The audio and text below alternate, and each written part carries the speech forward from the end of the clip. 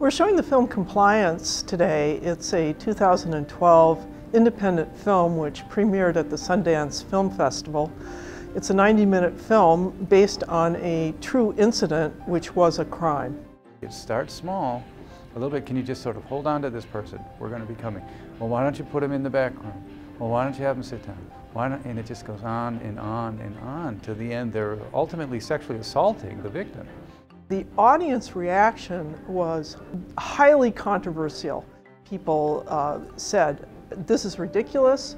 We can't believe that these people, these characters in the film, were that gullible, were that stupid, were that naive, were that vulnerable. I would never do that. Nobody I know would ever do that." I was interested in bringing this film to the APA to find out how psychiatrists would react to this film. Actually, the director did extensive looking back to the original Milgram's shock experiment studies in the 1960s, and then that was followed up by Dr. Zimbardi in the 1970s, the Stanford prison experiments.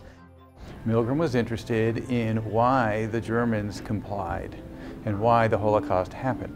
So he started an experiment in the United States. It was at Yale University at the time, to see whether people would comply to instructions from an authority figure. It was very interesting to see how many people would go all the way down the board and deliver the lethal shocks.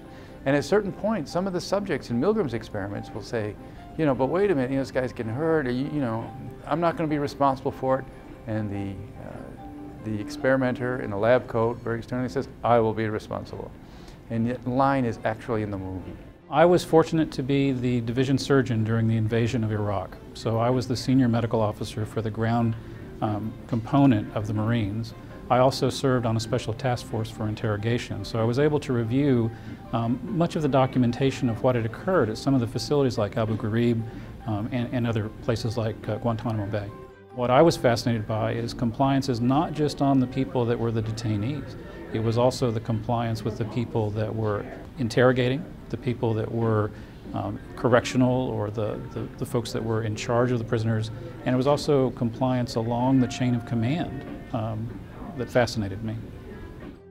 People are unaware, and this is what makes this movie so interesting in so many ways, because we just don't believe it.